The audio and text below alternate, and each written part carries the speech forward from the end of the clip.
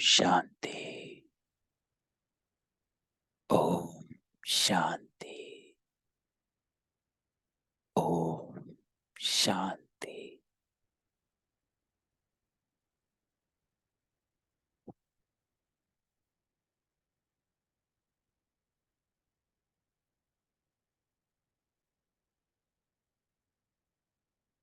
बाबा कहता है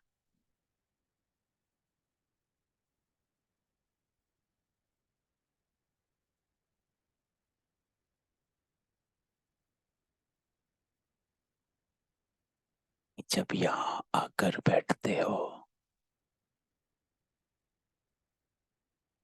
तो देही अभिमानी होकर बैठ।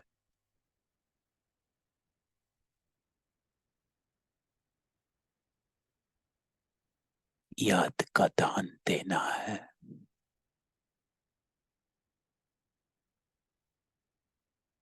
और बाबा से याद लेनी है।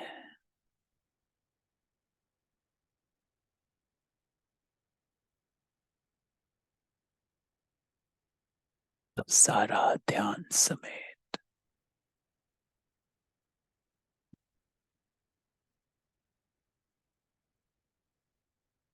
हर तरफ से साक्षी हो।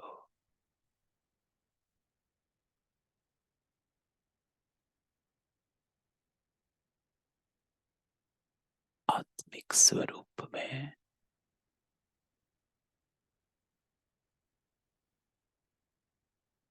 अपने को स्थित कर।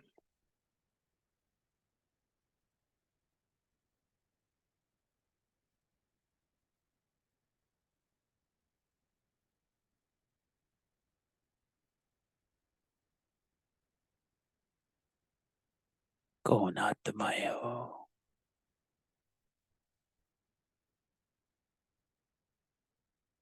सचित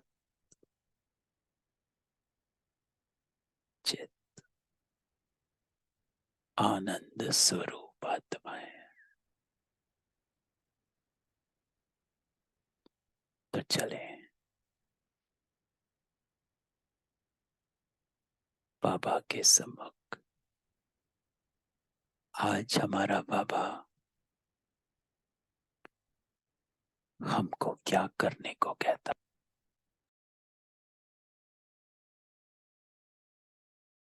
आज मुरली 2 फरवरी 1970, जिसका टाइटल है आत्मिक पावर की परख।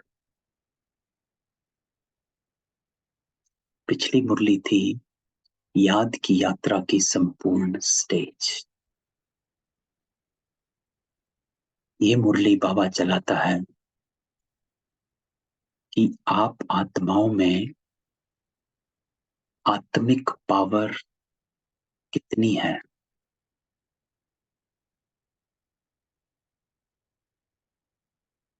तो उसकी परख कैसे करेंगे।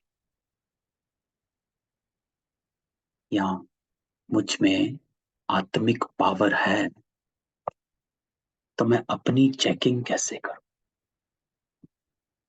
तो बाबा कहता आज बाप दादा हर एक का प्रोजेक्टर शो देख रहे हैं।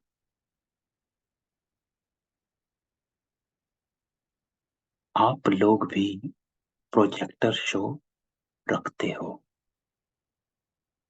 है ना। प्रोजेक्टर शो दिखाते हैं।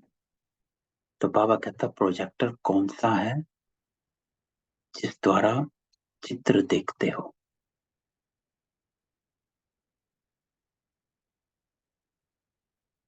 तो बाबा उत्तर देता क्योंकि बाबा तो रूहानी है, स्थूल तो कुछ नहीं। तो बाबा कहता हर एक के नयन प्रोजेक्टर है।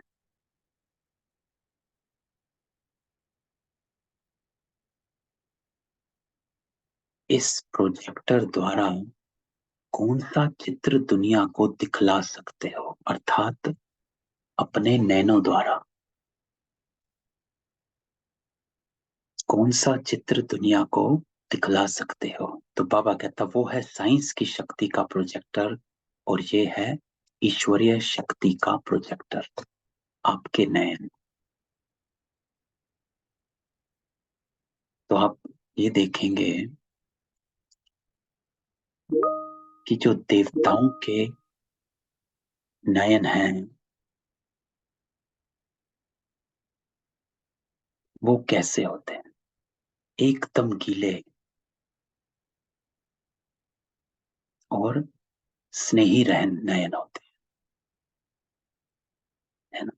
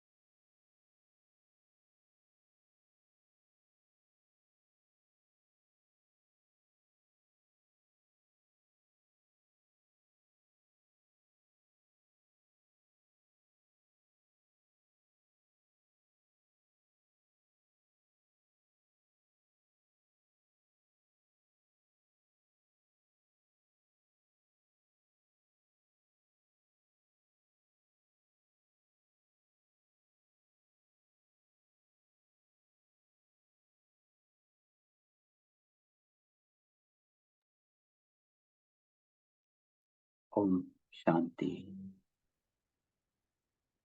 So, some internet problem happened. तो बाबा कहता वो है साइंस की शक्ति का प्रोजेक्ट, और यह है ईश्वरीय शक्ति का प्रोजेक्ट। जितना जितना प्रोजेक्टर पावरफुल होता है उतना ही दृश्य क्लियर देखने में आता है। वैसे ही तुम सभी बच्चों के ये दिव्य नेत्र जितना जितना क्लियर अर्थात रूहानियत से संपूर्ण होंगे, उतना ही तुम बच्चों के नैनों द्वारा कई चित्र देख सकते हैं। तो बाबा हमारा चित्र देखता, बाबा कहता कि आपके नेत्र नयन जो हैं वो प्रोजेक्टर, कि उनमें रूहानियत। आप देखेंगे कि जब हम बाबा के नैनों में देखते हैं, है ना, जब बाबा गुलजार दादी में आता है तब दादी के नयन देखो और वैसे देखो तो जमीन आसमान का अंतर नजर आता है उन नैनों में। तो रूहानियत से संपूर्ण होंगे उतना ही तुम बच्चों के नैनों द्वारा कई चित्र देख सकते हैं, और ऐसे ही स्पष्ट दिखाई देंगे जैसे प्रोजेक्टर द्वारा स्पष्ट दिखाई देते। तो बाबा कहता, तो इन नैनों द्वारा बाप दादा और पूरी रचना के स्थूल सूक्ष्म मूल तीनों लोकों के चित्र दिखाई दे सकते हैं। कोई भी आपके सामने आए, बाबा कहता, तो साक्षात्कार तुम्हारे नैनों द्वारा कर सकता है। क्योंकि जितनी रूहानियत होती है उतनी, जैसे देखेंगे, जैसे हम कह रहे थे कि मंदिरों में चित्रों में देवियों के नयन गीले दिखाते हैं, स्नेही दिखाते हैं, और वो नयन इतने आकर्षित दिखाते हैं। तो बाबा कहता, जितनी जितनी लाइट तेज होगी उतना चित्र क्लियर। बल्ब पावरफुल कितना है वो फिर बाप दादा कैसे देखते हैं मालूम? बाबा कहता है, बल्ब कौन सा? आपकी लाइट है ना। बाबा हमेशा तीन बातें कहता है। एक होता है बल्ब, एक होती है सर्च लाइट, एक होता है लाइट हाउस। एक मुरली है बाबा की 76 की है, जिसमें बाबा इन तीनों को बताता है कि आप क्या बनते हो, बल्ब बनते हो, सर्च लाइट बनते हो, या लाइट हाउस बनते हो। तो अपना बल्ब देखा है कि कितने पावर का है? तो बाबा पूछता है, हर एक ने अपने बल्ब की पावर देखी है।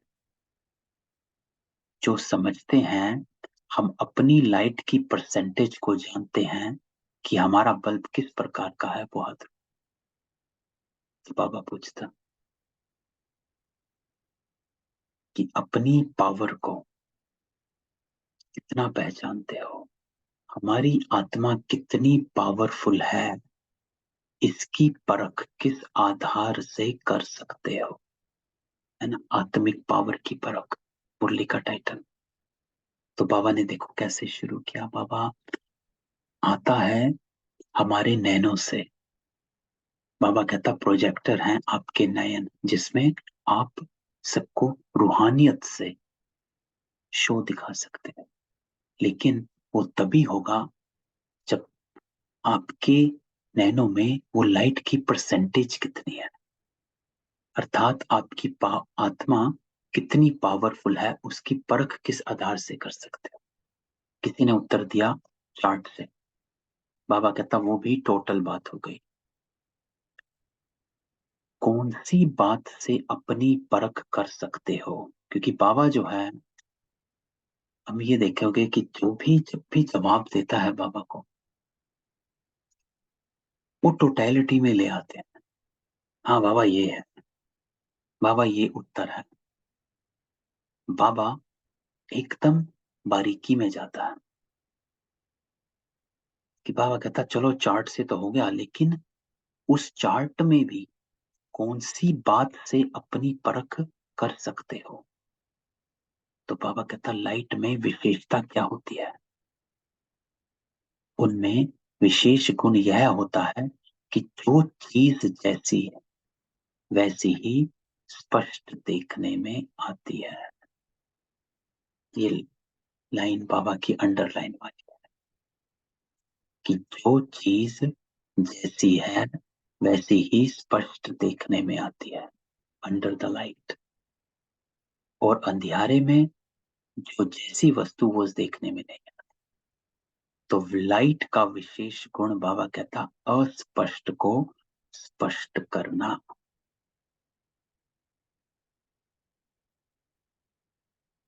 अर्थात मिलावट नहीं, जो चीज जैसी है वैसे ही स्पष्ट देखने में आए, कोई मिलावट नहीं उसमें।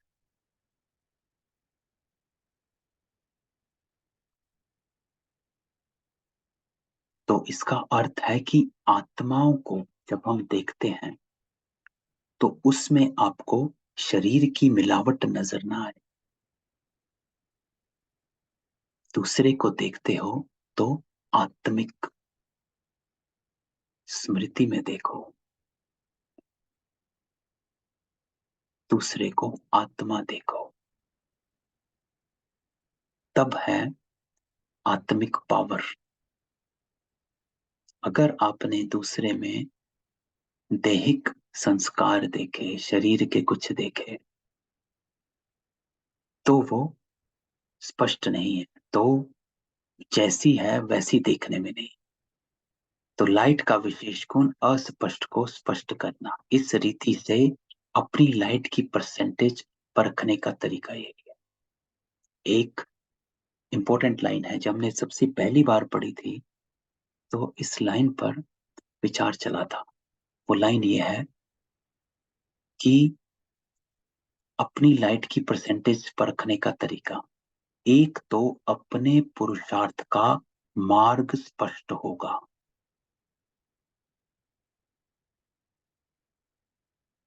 That you have a clarity on how to, what effort I have to do, कि मुझे क्या करना चाहिए, उसमें कंफ्यूजन नहीं होनी चाहिए कि मुझे क्या करना है क्या नहीं करना। अपने पुरुषार्थ का मार्ग स्पष्ट होगा, अर्थात लाइन क्लियर देखने में आएगी। ये इंपॉर्टेंट लाइन है कि क्या मुझे पता है कि मुझे क्या एफर्ट करने हैं जिससे मैं अपनी संपूर्ण स्टेज पर पहुंच सकूं।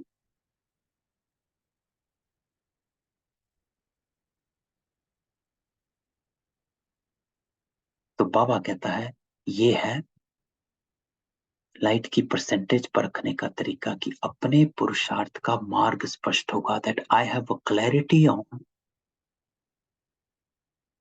कि मुझे क्या करना है। दूसरी बात, बाबा कहता अपना भविष्य स्टेटस भी देखने में आएगा, जो हमने पहले भी कई बार बात कर चुके हैं कि अपने भविष्य के स्टेटस को जरूर सामने लाओ, अपने को जरूर नाम दो कि मैं सतयुग में कौन हूं। जैसे ब्रह्मा बाबा कि मैं विष्णु हूं, क्लियर एकदम। मम्मा एकदम क्लियर कि हम ये बनेंगे। तीसरी बात, बाबा कहता जिन्हों की सर्विस करते हो तो जितनी खुद की रोशनी पावरफुल होगी, उन्हों को भी इतना ही सहज और स्पष्ट मार्ग दिखा सकेंगे। इट्स नॉट जस्ट यू, बाबा कहता कि आपके संबंध संपर्क में जो भी आत्माएं आएंगी वो औरों को भी सहज और स्पष्ट मार्ग दिखला सकेंगे कि ऐसा करो। Make this effort.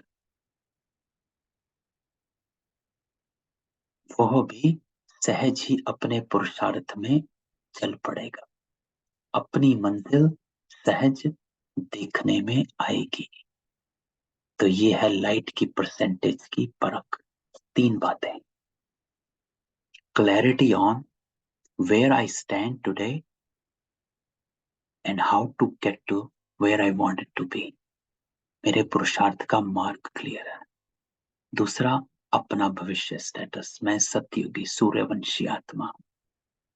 तीसरा, जो भी संबंध संपर्क में आत्माएं आएंगी उनको भी अपने अनुभव से सहज और स्पष्ट मार्ग दिखा सकेंगे, क्लियर कर देंगे। तो जितना लाइट की परसेंटेज ज्यादा होगी उतना ही सभी बातों में स्पष्ट देखने में। अगर लाइट की परसेंटेज कम, तो खुद भी पुरुषार्थ में स्पष्ट नहीं होगा, और जिसको मार्ग बताते हैं वो भी सहज और स्पष्ट अपने मार्ग और मंजिल को जान नहीं सके। खुद भी कंफ्यूज्ड, वो भी कंफ्यूज्ड। तो ये है आत्मिक पावर की परख। हाउ विल आई नो, क्योंकि जितनी पावर है उतनी रोशनी है ना, और जितनी रोशनी है उतनी स्पष्टता है। और जितनी स्पष्टता है तो क्लियरिटी है, क्या करना है क्या नहीं करना है। तो जिसकी लाइट पावरफुल होगी वे ना खुद उलझता ना दूसरे को उलझाते हैं। तो अपने पुरुषार्थ अपनी सर्विस से देख सकते हो कि जिन्हों की सर्विस करते हो उन्हों को मार्ग स्पष्ट होता है। बाबा पर्क करवा रहा कि यू कैन चेक, कि आपकी सर्विस से भी चेक कर सकते हो कि जिनकी सर्विस करते हो उनको मार्ग स्पष्ट होता है। अगर मार्ग स्पष्ट नहीं होता तो अपनी लाइट की परसेंटेज की कमी है। कई खुद कभी कदम कदम पर ठोकर खाते हैं और उनकी रचना भी ऐसी होती है। तो बाबा कहता है अभी आप एक एक मास्टर रचयिता हो।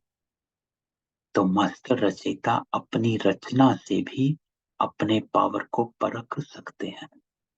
Another way to check yourself, Baba कहता है कि अपने संबंध संपर्क की आत्माओं को देखो कि वो कितना तेजी से और स्पष्टता से पढ़ रहे, कितनी क्लैरिटी है।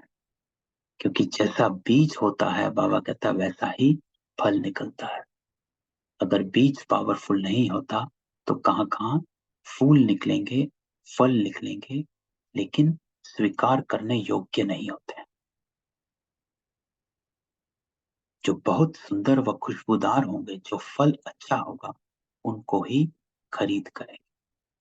तो अगर बीज ही पावरफुल नहीं तो रचना जो भी पैदा होती वो स्वीकार करने योग्य नहीं होती है। तो इसलिए अपनी लाइट की परसेंटेज को बढ़ाओ। तो अब तक जितना भी बाबा ने बताया ये कहता है कि बाबा अपनी लाइट की पावर चेक करो। सबसे पहले बाबा ने कहा आपके 9 प्रोजेक्टर हैं जिसमें आप औरों को रूहानियत दिखा सकते हैं। फिर बाबा कहता है वो तभी होगा जब आपकी लाइट की परसेंटेज तेज होगी। फिर बाबा कहता है वो तब होगा जब आप 3 बातें बाबा ने, है ना, अपने पुरुषार्थ का मार्ग क्लियर होगा, दूसरा भविष्य पथ, तीसरा दूसरों की सेवा करते हो तो उनका भी मार्ग स्पष्ट होता। तो बाबा कहता तो अपने लाइट की परसेंटेज को बढ़ाओ। दिन प्रतिदिन सभी के मस्तक और नयन ऐसे ही सर्विस करें जैसे आपका प्रोजेक्टर शो सर्विस करता है।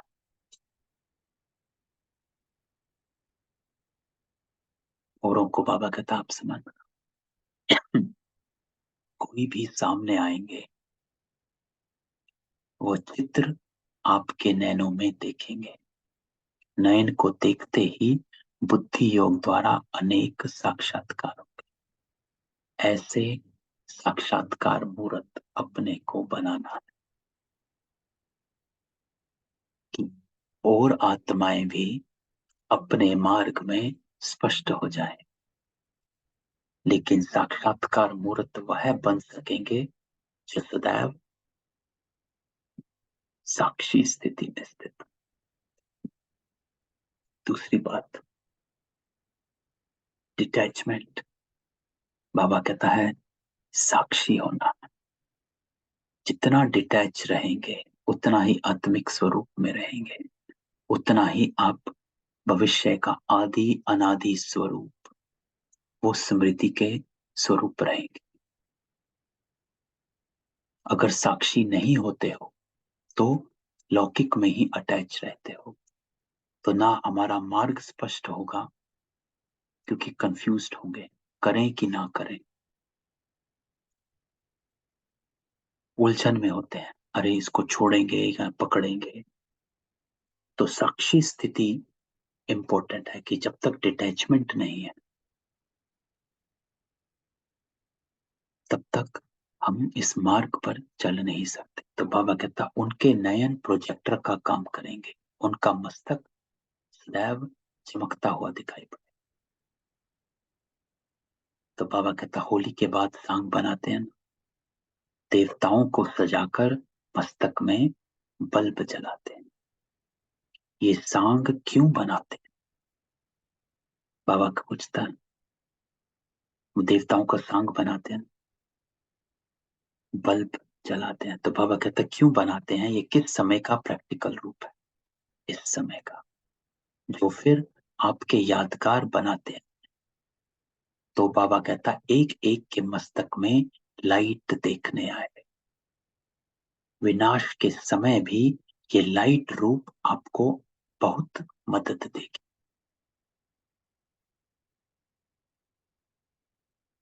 तो एक एक के मस्तक में लाइट देखने में, कोई किस भी वृत्ति वाला आपके सामने आएंगे, वो इस देह को ना देख आपके चमकते हुए इस बल्ब को देखेंगे, जो बहुत तेज लाइट होती है। और उसको जब देखने लगते हैं तो दूसरी सारी चीजें छप जाती हैं। तो बाबा कहता है लाइट ही लाइट। वैसे ही जितनी जितनी आप सभी की लाइट तेज होगी, उतना ही उन्हों को आपकी देह देखते हुए भी नहीं देखने हैं। जब देह को देखेंगे ही नहीं तो तमोगुणी दृष्टि और वृत्ति खत्म हो जाएगी। ये परीक्षाएं आनी है, सभी प्रकार की परिस्थितियां पास करनी। तो एक बाबा की ड्रिल है, जिसमें बाबा इस बात को ड्रिल में कराता है कि ऐसा समय आएगा कि जब सबको लाइट ही लाइट नजर, आप एकदम लाइट नजर आएंगे। जो बाबा कहता है वो इस देह को नहीं देखेंगे, उनको लाइट ही लाइट नजर आएगी। ऐसे आप हो जाए।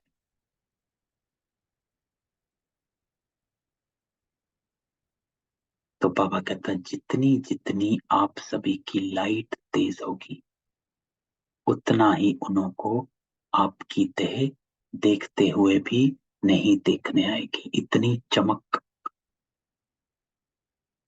आपके चेहरे और स्वरूप से होगी।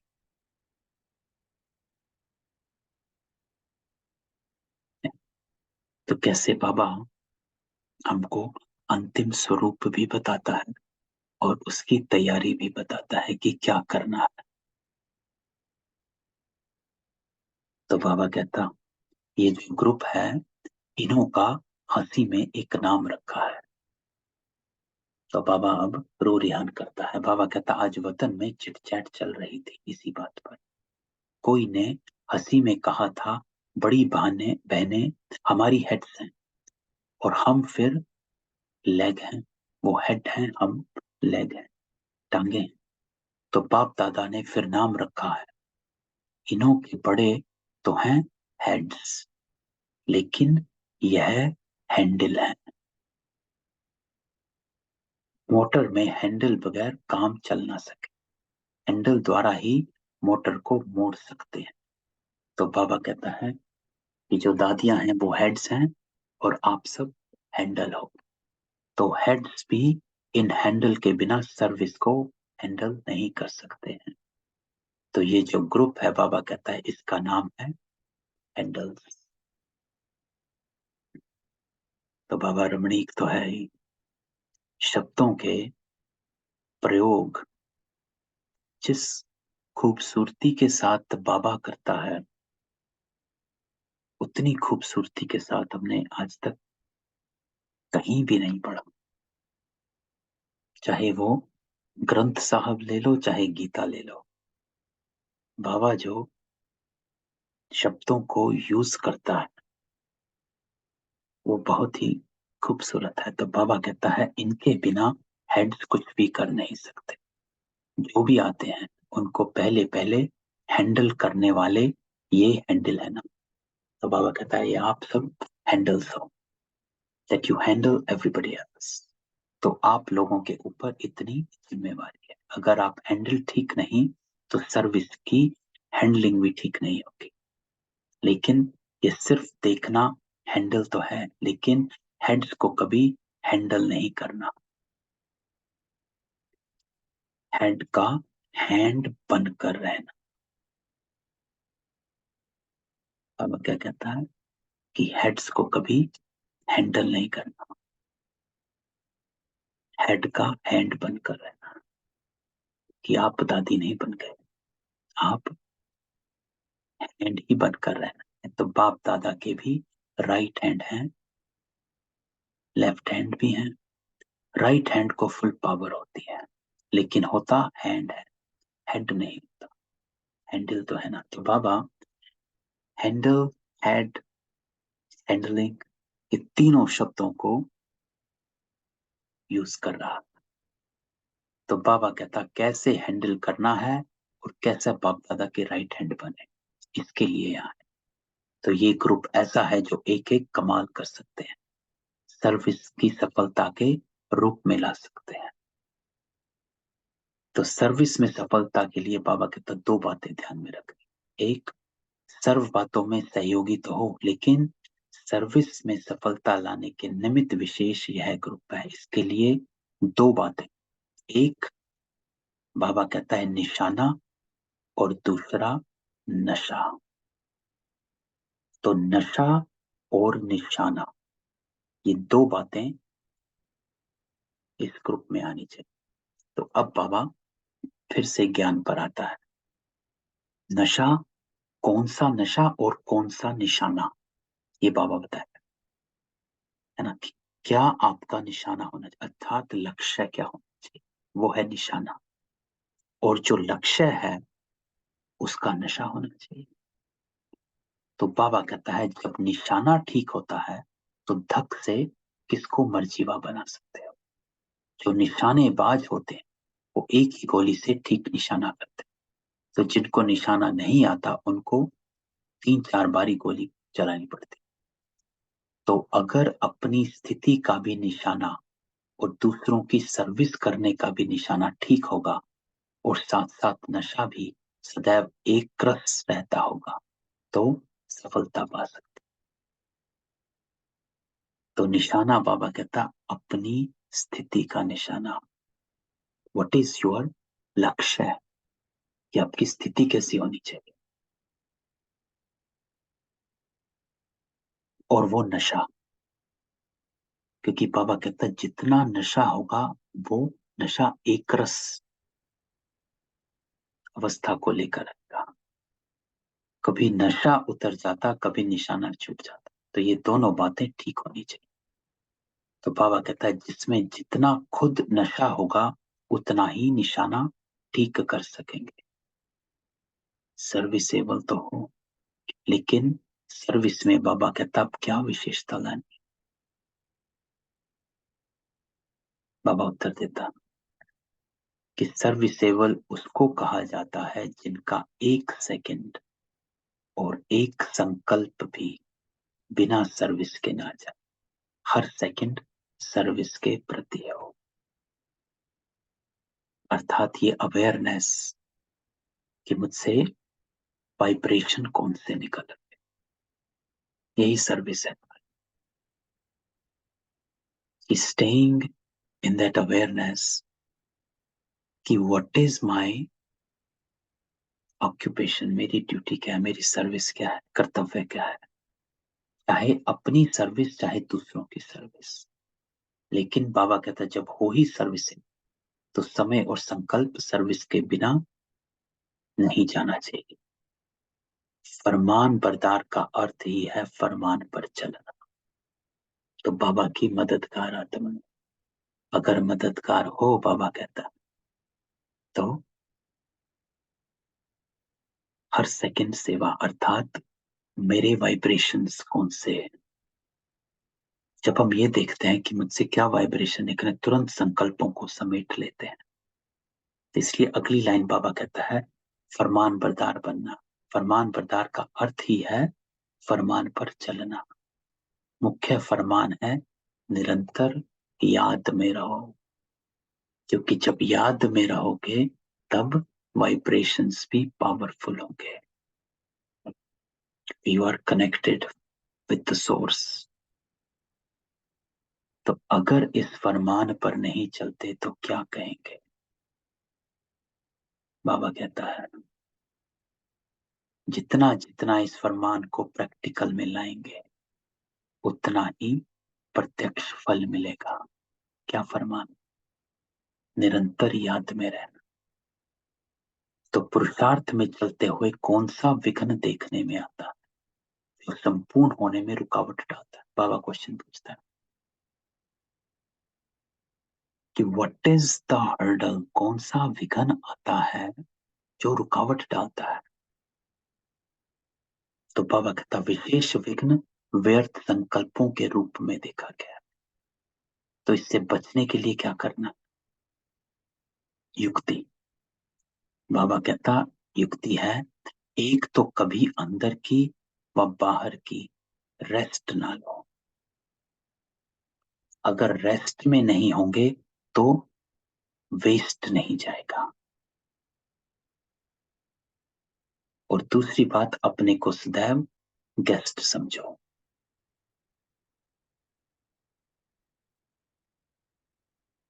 अंदर की या बाहर की रेस्ट ना लो।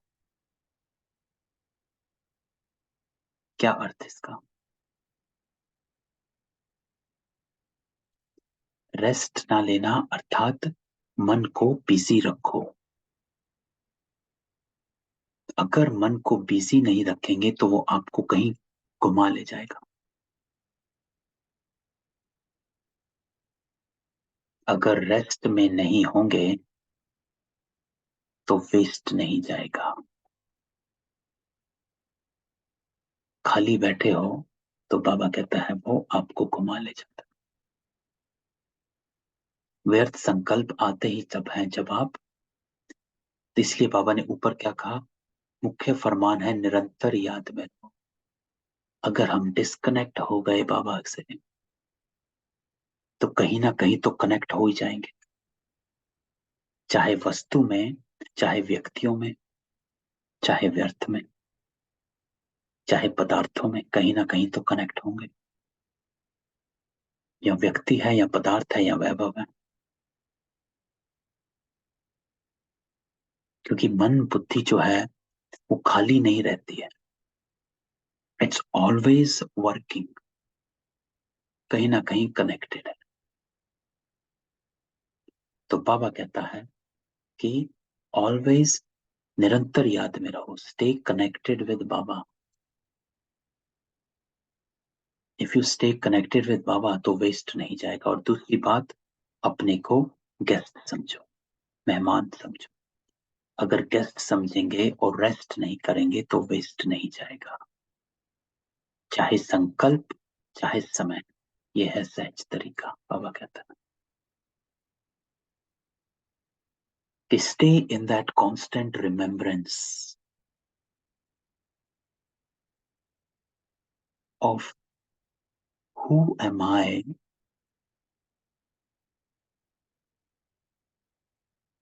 and that remembrance will pull you to connect with Baba। जिसको बाबा कहता है अपने आदि अनादि स्वरूप की स्मृति से सर्व बंधनों से मुक्त हो सकते हो। जो वरदान है, आज अभी भी बाबा का याद आता है 2-3 दिन पहले का पावरफुल वरदान कि you stay in the remembrance of your original form. ये तो तेरा अक्वायर्ड रूप है जो आज है, और अक्वायर्ड संस्कार है, और ये कर्म बंधनों के संबंध है। Everything that you have today is an outcome of my past karmas, whether it's my sanskaras or my sambandh, sampark. So everything is a result of my own past. So Baba says, pull yourself out of this acquired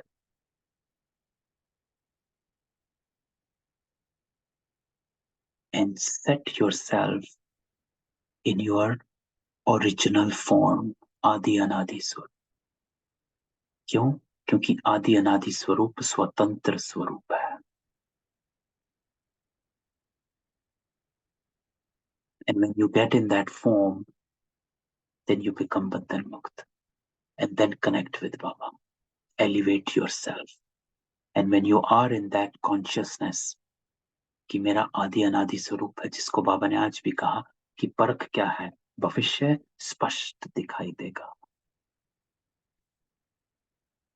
And you connect with Baba and pull the power. और अपने को ऐसी high consciousness stage पे लाओ that you are here in this world to spread Baba's peace and the vibrations. And जो कल बाबा ने कहा था कि चेक करते हो कि कितना रहम दिल बनते हो, कितना समय रहम दिल रहते हो.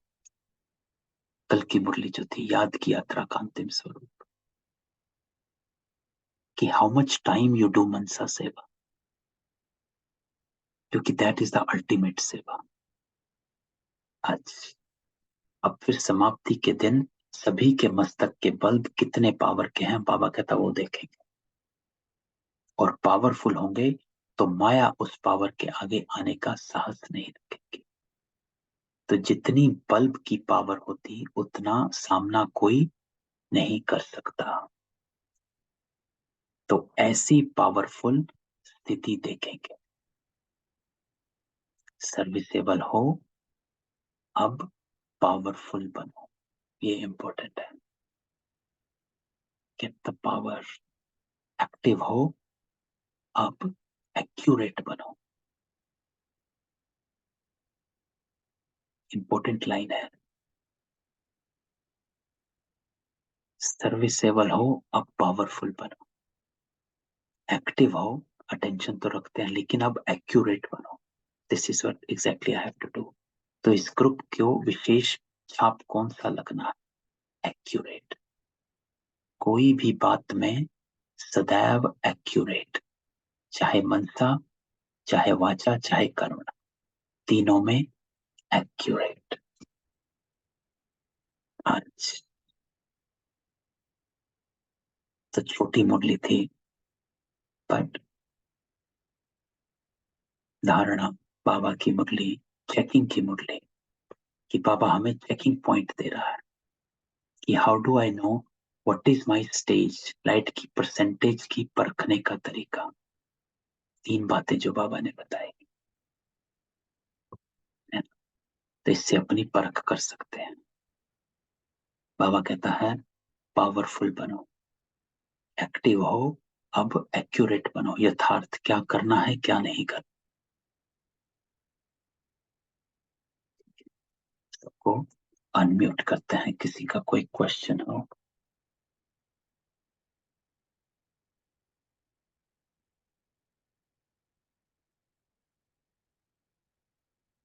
नहीं, ठीक है. तो देखो, इस मुरली को भी जैसे कल की मुरली पावरफुल थी, इसमें भी बाबा ने जो हमको परख बताई है, ये हमें अपने साथ बैठकर अपने को चेक करो कि कहां तक मैं इन तीनों बातों को चल रही हूं.